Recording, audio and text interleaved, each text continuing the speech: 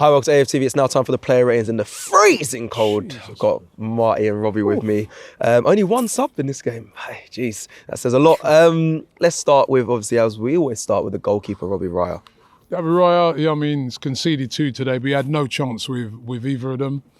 And apart from that, he did the same thing we say about him every week. They were so clinical today, weren't they, Villa? Yeah. So it's just like bang, bang.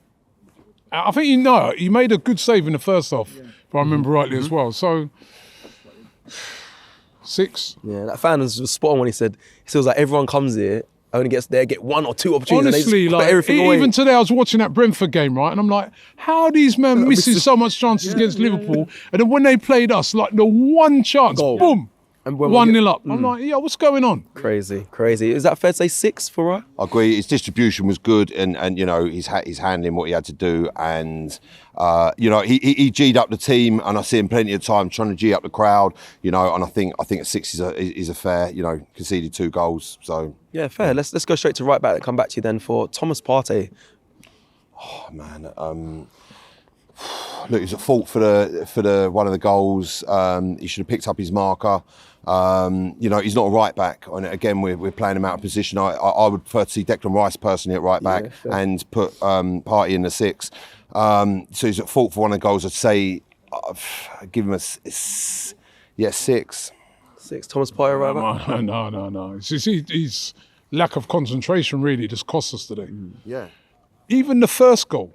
Yeah, you can argue. He ain't close to Luca Dean. I said it to Julian at half-time when he came on. I said, that guy is one of the best crossers of the ball in the Premier League.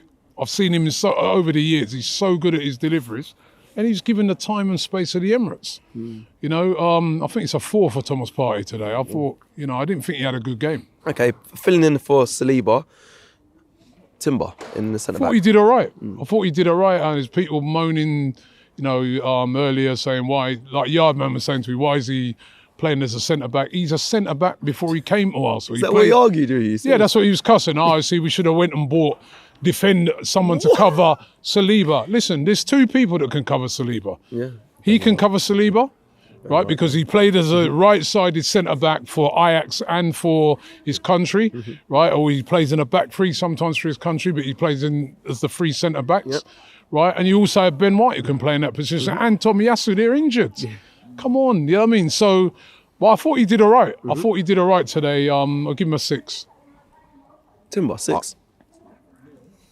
Do you know what? No, I'm going to say I'm going to give him a 7. And I'll tell you why. In the first half, I think he dealt with Ollie Watkins very well, and there was a couple of times when Ollie Watkins was clear through on goal, and he did very well to mitigate that chance and to tangle him up and to slow down the play. So that's why I'd give him a 7 personally. I think that's a fair assessment. Go to Gabriel Magalhaes for me, Marty. I'd give him an 8, just because there were numerous times where I saw him clearing his lines and basically holding that back 4 together and doing. Do you know? Actually, I'll change that to a 7. So they conceded 2 goals. But look, it was, you know, there were plenty of times where he you know, his clearances. You know what you're getting from Gabriel, and it doesn't ever really falter. Apart from, you know, it's a shame he didn't score. Gabriel, the better of the 2 for you or not? Or yeah, probably 6 as well for me. I mean, he played all right. He played okay, you know what I mean. But we conceded 2.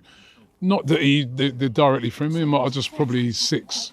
Okay, 6. Like, yeah, 2 scoreline. Let's go to left back. Robbie, Mars Lewis Skelly. Yeah, another good game by him. Still going to be a 6. Wow. You know, because, you know, we've conceded like 2 goals when we were 2-0 up. So defence got to take a bit of the flat. But I thought he played all right. Played all right. Felt like he had the better Morgan Rogers throughout that game. Look, I thought Miles Lewis-Skelly was fantastic again. I'd give him a 7, and I'll tell you why. When people, you know, we were talking, you know, this Zinchenko earlier on in the season, everyone was talking about this inverted role. For me, Miles Lewis-Skelly carries the ball better into midfield than potentially Calafiori, and he is very good at sitting in that midfield position, which then opens up play and playing that ball forward into the forward lines. And he is part and parcel and key as to why we are creating so many chances. And like today, I think we had 17 shots, and getting balls into those positions for the players to then move on. It's just we've got no one in the box to finish them. Maybe I upgrade to a 7 because there was also that great pass he played into Trossard when he should have scored. I think it was the goal. He was offside anyway. Yeah, he was. But it was a great little. I think, yeah, you know what? 7's fair. He's a young kid. 18. He's fantastic. I'll give him a 7. Morgan Rogers, he was really up for it. Up for the fight. Up for the fight. He marked him out of the game, really, didn't he? Mate, and Morgan Rogers, let's have it right. In the last game, he looked really dangerous. Morgan Rogers can really hurt teams and he has been running riot. I think Miles Lewis-Skelly is one of the finds of the season. Yeah, kept him quiet today. Let me go to into midfield. Mikel Merino. Marty. Oh, mate. Look, he was unlucky with that goal. It was deflected. There were a few times he got tangled up. He was at fault for the first goal. I've got to give him. The thing with him is he's so consistent. He's so up and down. He can do some really great stuff, turning, controlling the midfield. But then he lost his marker on that goal, which is at fault. So I'm going to give him a 5. Purely based on that. You can't let your guy get in front of you. It's Tillemans gets in front of him. You've got to get that ball out. Should he have been in that position?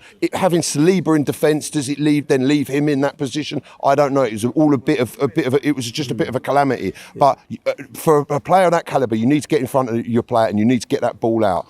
Small margins, fine margin. Your daughter was right. I'll probably give him a 5. I think it's a bit harsh to blame him for that. I mean, it's the delivery. It's a great ball. The delivery is, I don't know, I've only seen it like in real time in the game. I just felt that delivery was so good that you got to stop the ball from coming in, Yeah. But, I thought he had an indifferent game, you know what I mean? Like, Feeling bad. Yeah, you are right, Marty. At times, some nice little passes, little intricate passes. At other times, I want to see him pick the ball up and drive forward with it a bit. The only person who's doing that is Rice. Yeah. So I'll give him a 5. It's tough. Your daughter was right about the moments, like the switching off, because against Spurs, Gabriel Magalhaes made that clearance, and that was an amazing ball as well. But it's those little things. But you can't blame him too much because, like you said, that's Dinion's Gabriel. ball. I mean, he's not a defender of that caliber. That's That's true. He's a midfield player, and I just thought the delivery. Yeah, it was unbelievable. It's unreal, man. It's hard to defend those. It's every team. Like again, remember on Newcastle, Gordon that cross. Everyone's got these bloody. They're hard to defend when it's that quality. But you've got to stop those players. You got to know. That's where I had a party. You've got to stop them crosses coming in. Declan Rice. Thought he was good today. I thought he was one of the better players. He was for Arsenal today. He wanted it. He was driving. He was a driving force, wasn't he? I'm going to give him a 7. Facts. A guy that didn't deserve to be on the losing side, or the drawing side, should I say.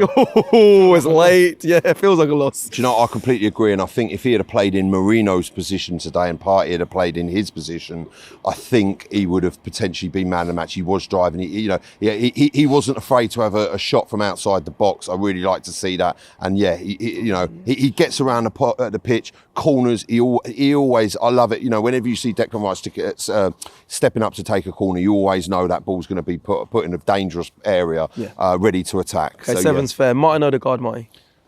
I thought he was pretty quiet tonight. I really did. I just.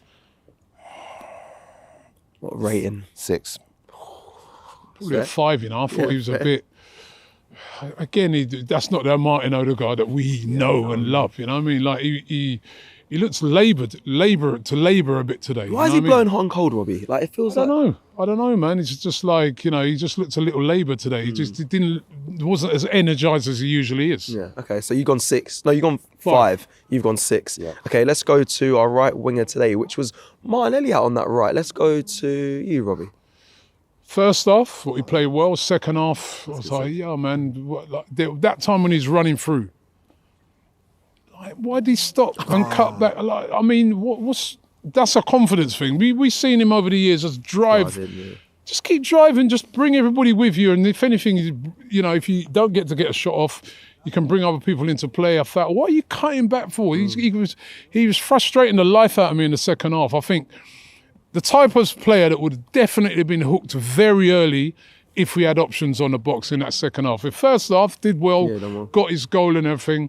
But I'll give him a 6. He scored, so I'll give him a 6. But it's a frustrating night for him. Started the game well, got his man yellow card. Did you say, go at him? And that's it, but then to be fair, they took Maatsen off and they brought on Dina. Yeah. But second half, now I'm like, where's the first half performance gone? In the first half, he gets an 8. In the second half, he gets a 5. So what does that average out as for you? Well, he got a goal. him a 6. Yeah, Can't be more than a 6. yeah. I do agree with that.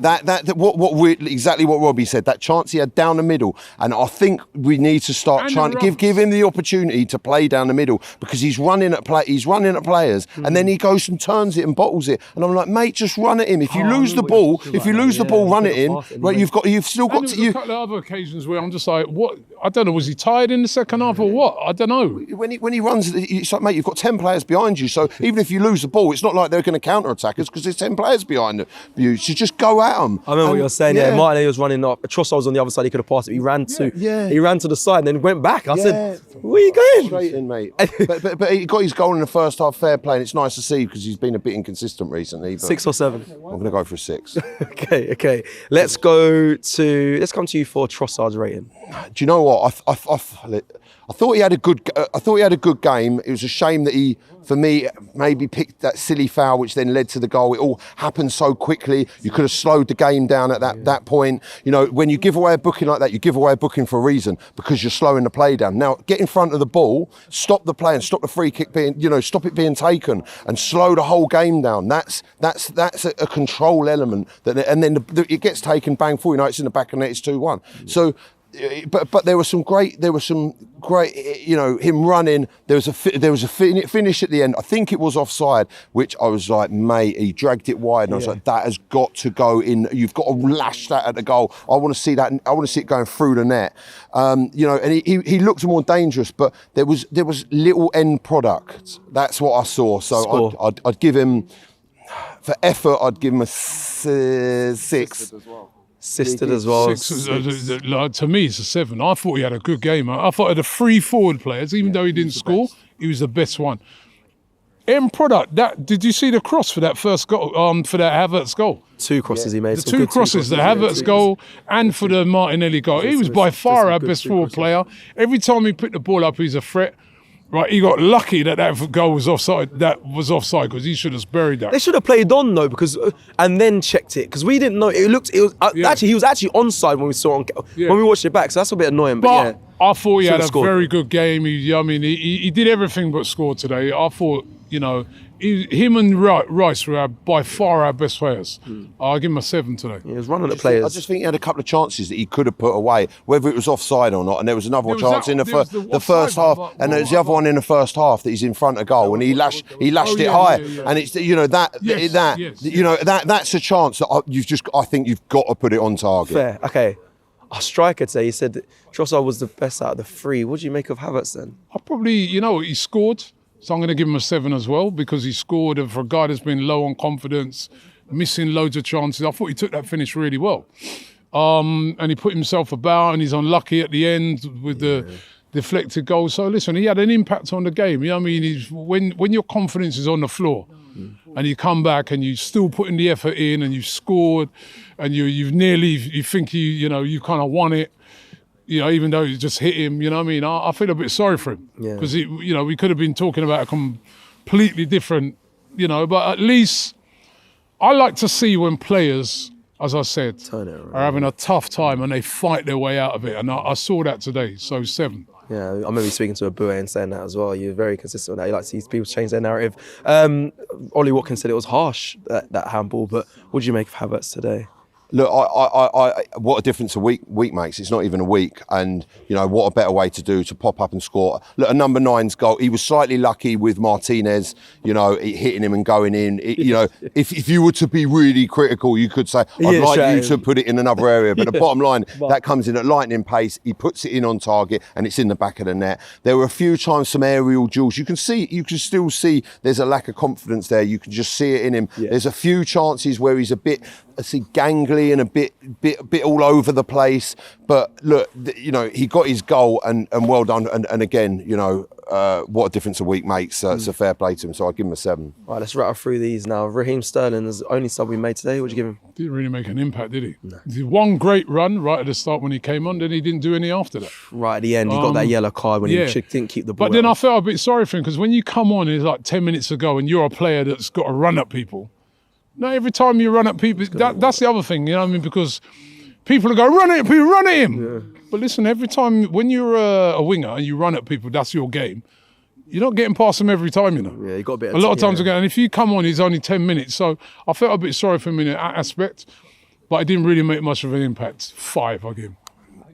I agree with that. I'll be honest with you, I would have liked to have seen a little bit more. When he came on and he started running at people, there was, but then he literally after that he just completely dropped off, and there was nothing, and it was just like then he started giving the ball away, then he started giving gave a silly free kick away, and it's like, mate, we're running out of time here. You don't need to be doing that. Let's get on with this and let's get this winning goal. But like, yeah, I mean, you would have like maybe give him 15 minutes to change the game. I don't know, give him a bit more time. I think he should have come on a bit earlier as well, because I thought Martinelli was struggling. I actually think. It surprised me how long we took to bring him on. I think you're right. I think it's a bit harsh on Sterling as well, because you want to kind of bring him on to get him behind, and in the end, we're trying to keep the ball and try and get him on the ball to run past someone when you got Hardy. When you got everybody's behind the ball.